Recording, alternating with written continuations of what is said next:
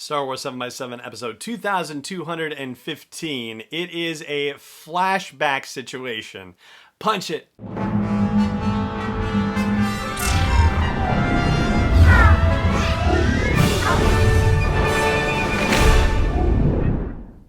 Hey Rebel Rouser, I'm Alan Voivod, and this is Star Wars 7x7, your daily dose of Star Wars joy, and thank you so much for joining me for it. So, there was a book by a guy named Alan Arnold written, this is many years ago, 1980, in fact, called Once Upon a Galaxy, and it was a documentation of the making of Empire Strikes Back. It's something that is very difficult to find and very expensive to find, apparently.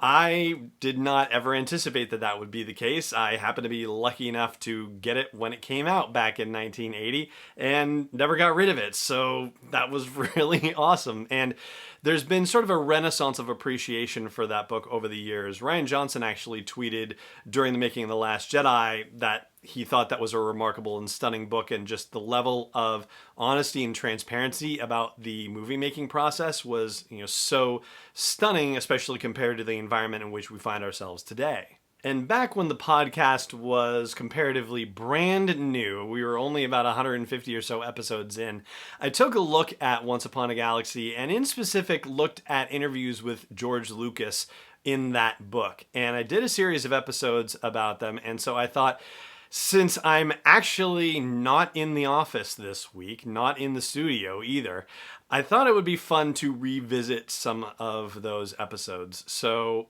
this week we're going to take a look back at interviews with George Lucas that were conducted actually in 1979 during the making of The Empire Strikes Back.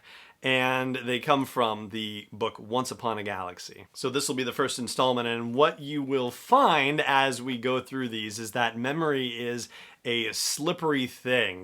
There are things that you say in the moment that are absolutely true, and then you may hear some of the things that George Lucas said back in 79 and think, oh, that's not how things panned out 40 odd years later. And that's the case. It's kind of fascinating how his journey has changed and how the way that he has told his story about the journey has changed. So yeah, it was really kind of fun for me to rediscover these, and I hope that you will enjoy them as well. So without further ado, here is part one of the interviews with George Lucas from Once Upon a Galaxy, as I reported it back in December of 2014. This is the Journal of the Making of The Empire Strikes Back by Alan Arnold, who is a journalist both in civilian status as well as for the British government as a press officer in Egypt and the US. And he'd also written a couple of books before he got involved in the film industry and worked as a press officer on some 40-odd films, including The Empire Strikes Back. And this is his diary, as it were, of his experience during the production from the start of principal photography on the glacier in Norway in March of 1979, all the way through the end of it in the filming of the Dagobah scenes on set in September of 1979. Among his experiences included getting to know the cast and crew very intimately and actually recording a number of interviews for this book, which is now unfortunately out of print, so it's not something you'd really find unless you stumbled across it or you had some memory that it existed and went looking for it. Anyway, one of the things that is really remarkable about this book is all the interviews that are included with it, including a series of interviews that Alan Arnold conducted with George Lucas himself. And in our time-traveling series over the next few days, I'm going to be sharing those interviews with you, because I think that if you are an original trilogy fan from the get-go, like I am, you have the sense that there's been a bit of revisionist history over time, that Lucas's story has changed about the movies. And some of it may be the actual literal intentional sculpting of the story into something that resembles what he wants it to resemble, and some of it is just the vagaries of time. I mean, we don't all remember everything exactly as it happened in our own lives. Imagine having as momentous a life as George Lucas has had. Of course, some things are going to change over time simply because memory is such a slippery thing and so much has happened. But these things have been captured in the moment, and I think it's going to be really fascinating to dive in, especially at the glances that I've had at it so far. And if you grew up on the prequel trilogies instead of the original trilogies, as so many millions of people have, then you may find this also particularly fascinating to know that all the things that you saw from the prequels were based in ideas that Lucas had ruminating in his head for well nigh near 30 years before the prequels finally got made.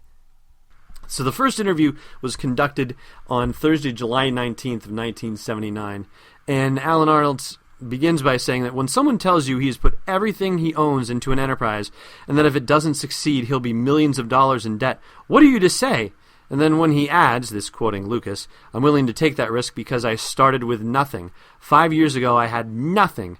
So all Alan Arnold says is that all you can feel is humility, which is what he feels when George Lucas talks to him that day.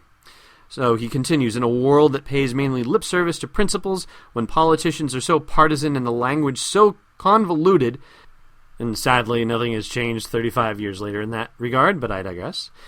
Arnold continues, it is refreshing to sense integrity in the air again and talk with a man who puts his money where his dreams lie, and speaks of how he was looking forward to the interview. Lucas says it's his third trip to London for Empire, that he sees the dailies in the U.S. on videotape, and he's constantly talking to Irwin Kershner and Gary Kurtz over the phone. The first thing I do, he says, when I arrive here is catch up on the cut film. Because of the time pressure, my main concern at this point is to work on the second cut while the editor works on the first cut. That way, when we get finished, we can be 6 weeks ahead of ourselves. Kirsch is worried primarily about the specific moment or scene he has to deal with, and what I'm constantly keeping my eye on is the whole picture and how it's all fitting together. But one of my primary concerns is special effects, because that part is the trickiest. That's where I think my experience on the first film will be of most use. It's the area, in addition to the editing, where I can contribute most effectively. And keep in mind that Lucas had actually decided to step back and be the executive producer for the film. So the interview kicks off with Alan Arnold saying, did the sets when you saw them at Elstree Studios relate satisfactorily to what you'd conceived of as a writer? And Lucas says some did and some didn't. Ralph McQuarrie, Joe Johnston, and I worked on the designs and the paintings of the sets and then turned them over to Kirsch, Gary, and Norman Reynolds, the production designer. When I was over here on the first 2 trips, I sort of monitored the set and put in my 2 cents worth, but the designers went off on their own interpretations. The designs are fairly close to my conception, but there are differences, some of which are improvements. That's how he ends the line, which I think is very telling, and I think it highlights the biggest challenge that Lucas has really faced creatively, which is being able to let go of his vision and put it in the hands of other talented people around him. And arguably, this has actually created some of his most successful work. And yet, that's a theme that we're going to see pop up in future installments of this series. So stay tuned. It's going to be an interesting ride. And that's where we're going to leave it today. Thank you so much for joining me for this episode, as always. And may the Force be with you wherever in the world you may be. Is not endorsed or sponsored yet by Lucasfilm Limited, Disney, or 20th Century Fox, and is intended for entertainment and information purposes only. Star Wars, the Star Wars logo, all names and pictures of Star Wars characters, vehicles, and any other Star Wars-related items are registered trademarks and/or copyrights of Lucasfilm Limited or their respective trademark and copyright holders. May the Force be with them. All original content is copyright 2020 by Star Wars 7x7. We hope you love it.